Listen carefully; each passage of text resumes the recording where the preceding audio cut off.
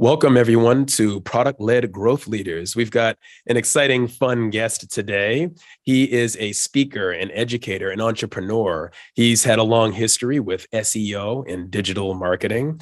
He is a serial founder and entrepreneur of multiple media companies. And today, he is the CEO and founder of Kalicube, a digital marketing agency and software company. And you might correct me on one of those two things, but Kalicube empowers business leaders to future-proof their brand online. Jason, glad to have you with us. Oh, I'm absolutely delighted to be here, Thomas. And to say your full name is Jason Barnard, folks, in case I didn't say his name already, which I think I didn't. So Jason, why don't we start off with you telling us about your relationship with product and the whole concept of being a product person and guiding a product, having a vision and making it come into fruition. Tell us about your kind of relationship with that kind of work. Right. Well, my relationship with product is that Kalicube is a company, but it's also conceptually a product. And the product is, how do we manage brands? So it's a service product. And if we look at Google, Google sees products and services as the same thing. So Kalicube services are actually products, which hopefully makes sense. Kalicube offers business leaders and their corporations the opportunity to manage how their brand is perceived and represented online across their entire digital ecosystem to their audience, but also to engines like Google, Bing, ChatGPT, and so on.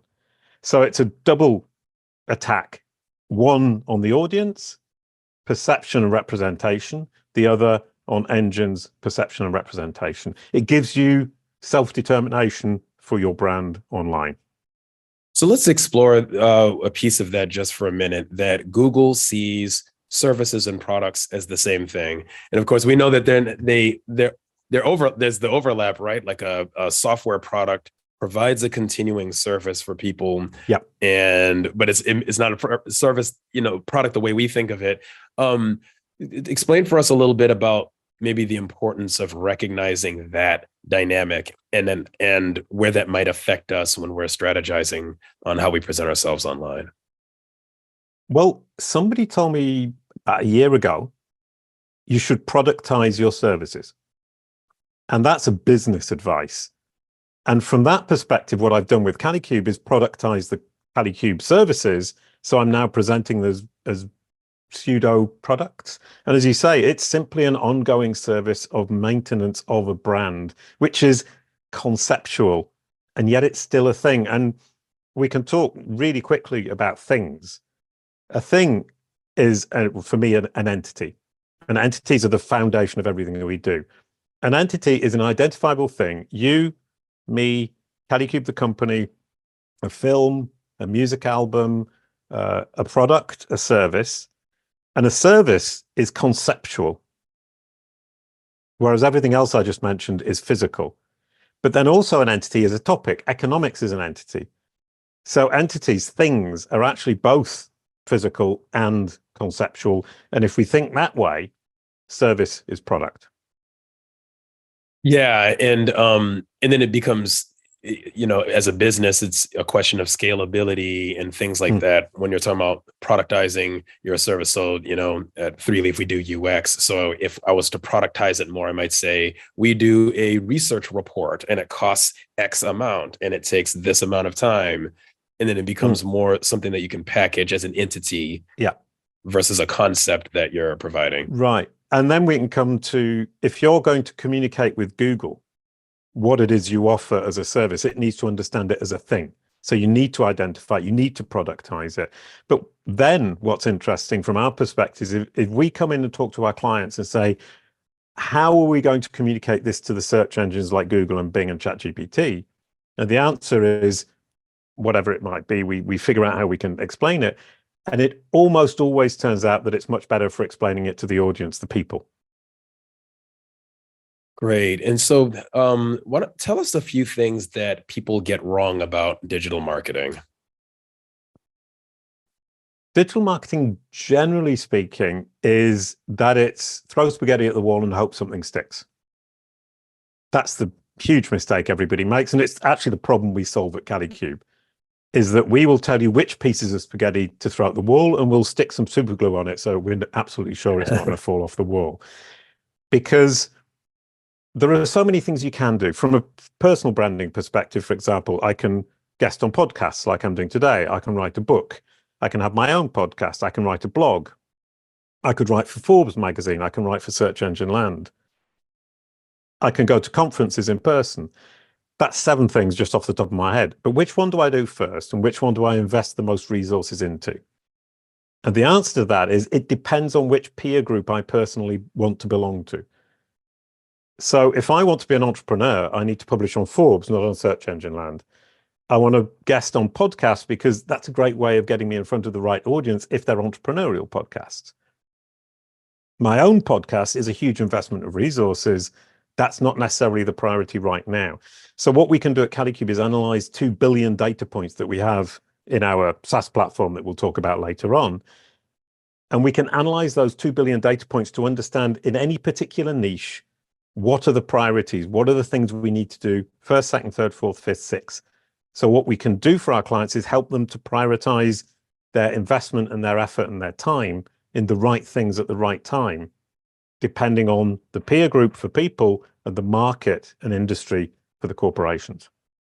So it sounds to me like what you're doing is you're using context and not just sheer, so the throwing the spaghetti at the wall, you are doing things and you're not using any guiding thinking or principles or context, and you're just seeing what works. And then you don't know why it worked, even if it did.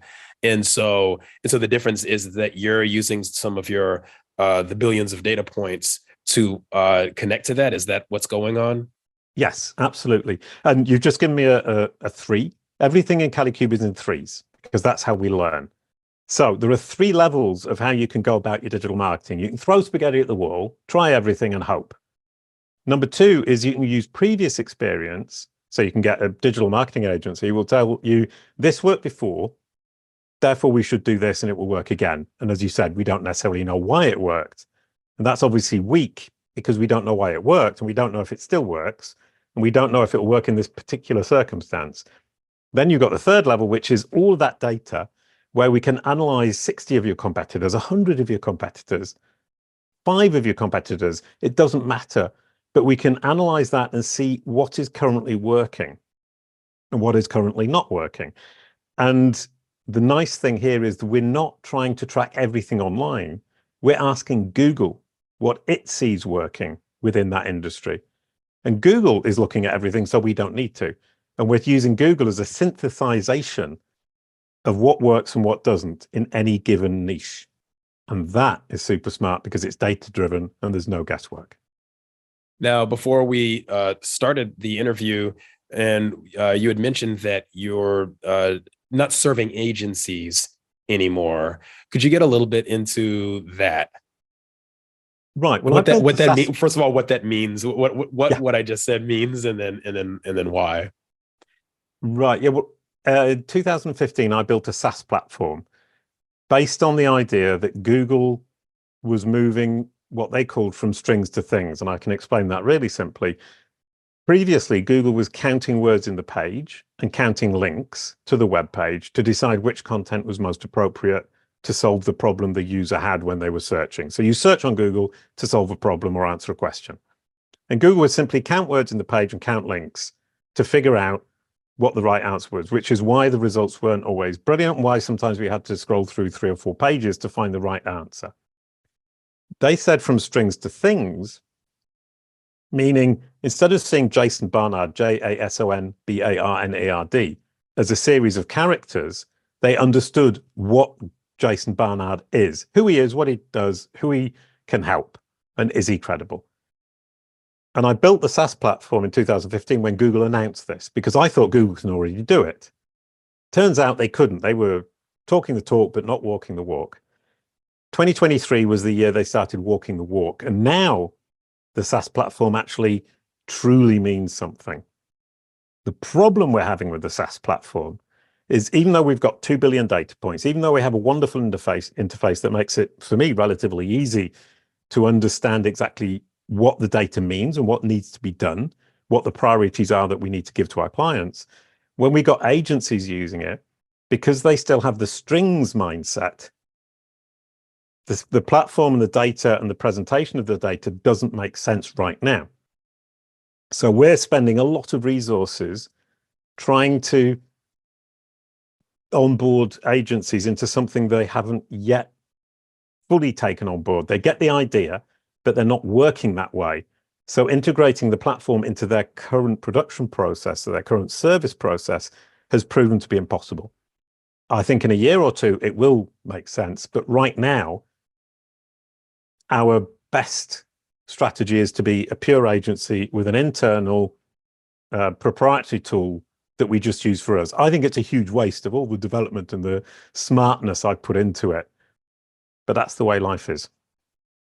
It is. Anytime you start a startup, what I found from working with a lot of startups is you're trying to build value. And I guess it's back to kind of the spaghetti on the wall thing a little bit, but you hope it's a little smarter than the spaghetti on the wall.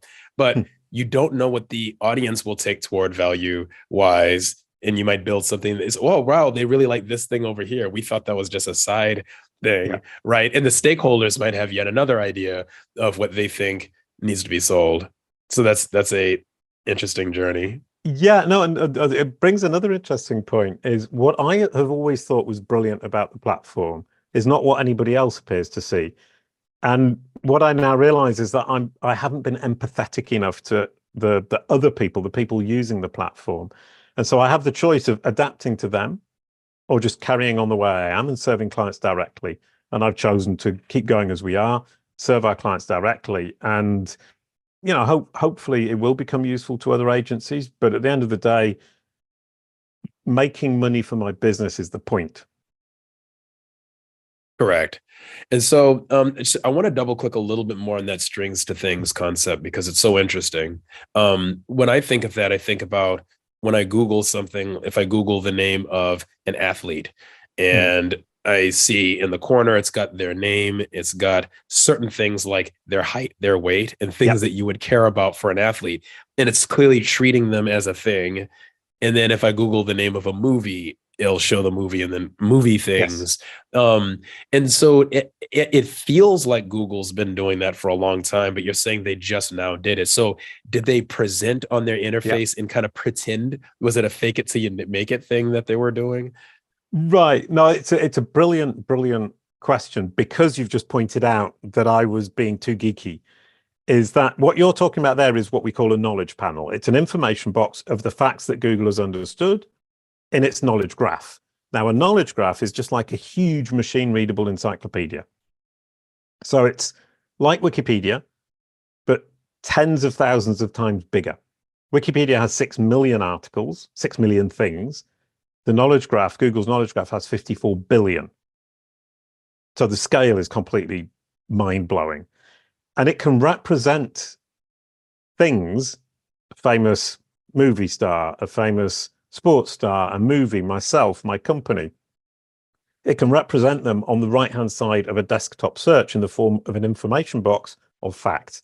And it's been able to do that since before I built Kalicube Pro, my platform. The platform was initially designed to optimize for those knowledge panels on the understanding that those knowledge panels were huge, or that the understanding behind those knowledge panels was hugely important to Google's main algorithms. And the fact is, there's been a disconnect between the two up until last year. So I had imagined that knowledge panels would, or the understanding behind the knowledge panels, excuse me, would be integrated into the main algorithms much earlier. But the first integration we truly saw was September 2023.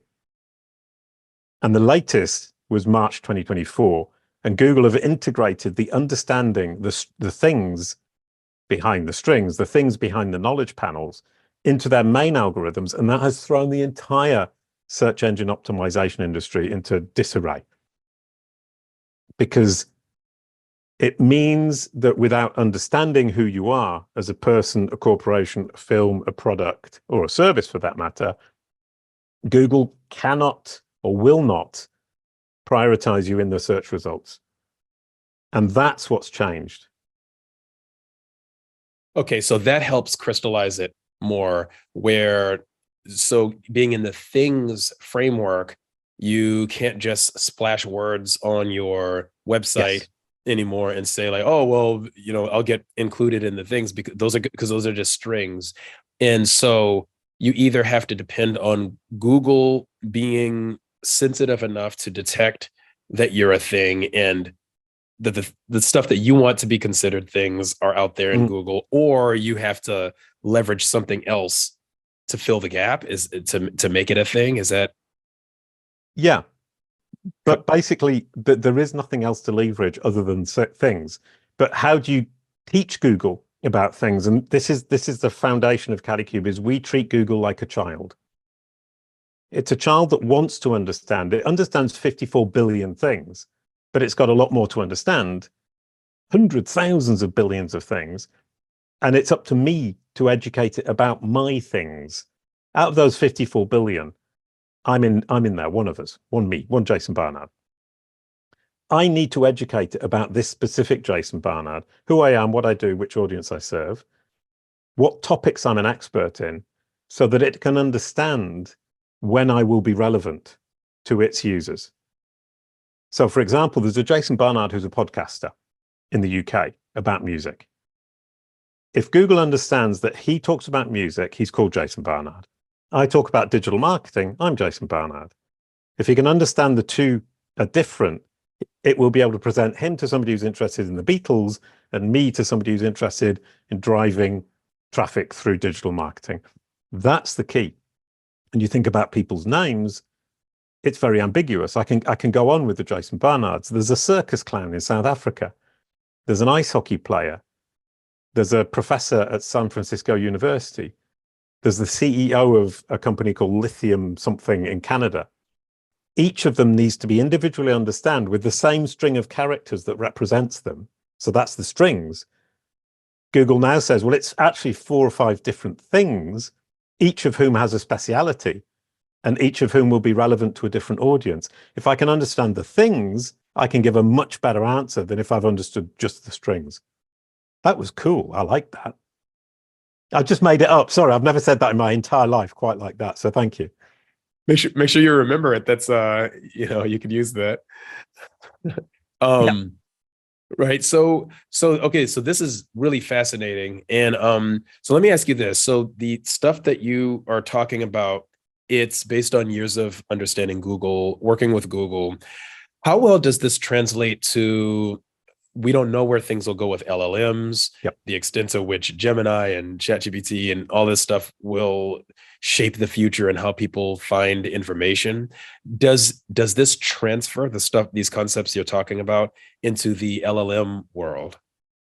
Absolutely, because all of these machines work exactly the same way. Is they're all trying to understand the world. And if we're educating one of these machines, we're educating them all, because they all use the same data set, which is the World Wide Web. They all have more or less the same technologies. They all have the same aim, which is to satisfy their users, bring their users to the solution to the problem as efficiently as possible. So we have the same data, the same technologies, the same audience and aim. At that point, the education becomes the same. And the education is actually very simple. They're simplistic children that learn by repetition. So if we are clear and consistent about who we are, what we do, and which audience we serve across our entire digital footprint, and we stick to creating a digital footprint that's relevant to our audience, these machines will understand. So I say Jason Barnard is an entrepreneur and writer, blah, blah, blah, blah. I can't remember what the rest of it is. Jason Barnard, the podcaster, says Jason Barnard is a podcaster specializing in music. The circus clown says Jason Barnard is a circus clown in South Africa. If we're each of us consistent about how we describe ourselves across all of our digital footprint, and the Jason Barnard podcaster about music tends to appear much more on podcasting and music sites, I tend to appear on digital marketing sites, and the circus clown appears on circus sites, then it's very easy for Google to understand those 3 different entities, those 3 different things. And that makes a lot of sense. So it prioritizes for you as a person that you should focus on clear, consistent communication on relevant platforms. That's the secret to Google. It's the secret to ChatGPT. It's the secret to Bing Copilot. It's the secret to Gemini. It's the secret to Perplexity. And truth be told, it was the secret yesterday. It's the secret today, and it will be the secret tomorrow. But it's no longer secret because I just shared it with you. So what makes this universal in it's not that you adapted and you figured out how Google does things, that your method is based upon the statistical reality of how fitting functions work and how entities are realized and clustered together out of just the statistics of data. That's what you've figured out, and that's what you've put into your method. Yeah. So it's a universal solution. It applies to any kind of thing entity. It applies around the world. It applies to all the different machines. It's timeless because it worked yesterday, it works today, and it will work tomorrow. And the key that we have at Kalicube with the SaaS platform we have with our 2 billion data points is that we can identify exactly which are the buttons to press for these machines and which priority those buttons have. So an example would be your digital footprint. I have 5,000 mentions of me online. Our software will go through, find all of the 5,000 mentions, all the 5,000 profiles, mentions, articles about me, articles I've written, videos, podcasts, and it will prioritize them according to their importance in the minds of the machine. And that importance, interestingly enough, depends on its understanding of who my audience is. So if I'm on a podcast about music, the importance in my entity is going to be right at the bottom. If I'm on a podcast about digital marketing, the importance will be much higher. So the algorithms in my system, in Kalicube's system, will figure out which are the buttons to press, in which order, to make the machines happy. And ironically and delightfully, what makes the machines happy is what serves your audience. So if you walk the walk for your audience, the machines will be happy and simply emulate you walking the walk in their own search results. This sounds terrific. So for the audience who wants to engage in Kalicube, what does an engagement look like? You are like an agency and you provide a service, so they would engage with you, and then you would approach that like any other kind of consulting practice? Yeah. A client who just signed up with us said that they understand they could do it themselves. And we offer all of this information for free. You can go to our website, kalicube.com, PDFs, all you want, articles, everything is explained. The client we just signed said, but I don't want to go through all of that to figure it all out. I just want the pieces that make sense for me. I want you to take the weight. I want you to take the strain. I want you to be my personal trainer who tells me every day what I need to do in the right order to amplify and maximize the effect of every marketing effort I make for my personal brand. And he used the example, I think it was LeBron James he mentioned, saying, best basketball player in the world. I'm English, so I don't know anything about this. He throws the best hoop in the entire universe, and no trainer can tell him how to throw the hoop better. That's not a term, but it is now. What his personal trainer does is take the weight off his shoulders so he doesn't have to think about how he's going to train tomorrow, and just says, do this, do that, do that, do that, do that, and you're going to be on track. So it's kind of motivational, prioritizational, amplifying what we already have to make much more with no strain on the person themselves. I mean, I would imagine in sport in particular, the more LeBron James is thinking about what do I need to do tomorrow, the less mind space he has for what he's actually supposed to do, which is get the ball in the hoop. Nice. Jason Barnard, how can people connect with you? Your Kalicube, any place else, LinkedIn or any other places where you share your ideas? Yeah, well, I'll give you a really nice last kind of comment is the brand SERP, which is the search engine results page for a brand, a person, a company, a music album, a product, a service, a film, is designed by Google to give you the information on the right-hand side that's factual, to give you a summary about the person or the corporation or the film. And on the left-hand side, the recommended places to engage with that entity. So if you search my name, Jason Barnard, JASON BARNARD, on the right-hand side, you'll see a factual representation summary of who I am, what I do, who I serve, and my life. Without even leaving Google, you know enough about me to know exactly who I am. And you can to understand where I come from, what I've done in my life. And on the left-hand side, the options for engaging with me. You start with my own website if you want to research my life. Second, my company website if you want to do business with me. Third, Twitter if you want to chat with me on Twitter. Fourth, LinkedIn if you want to go onto LinkedIn and talk to me there. Fifth, the articles I've written recently on Search Engine Land, on Forbes. So the beauty of the brand search, my Google business card, if you like, is you get to choose how you engage with me. And I think that's one of the prime things that people say in doing business is let the client decide how to engage. Let the client decide what platform to use. That's the key. And that's what the Google brand SERP, Google business card does for you. Awesome. Really, really interesting stuff, Jason Barnard.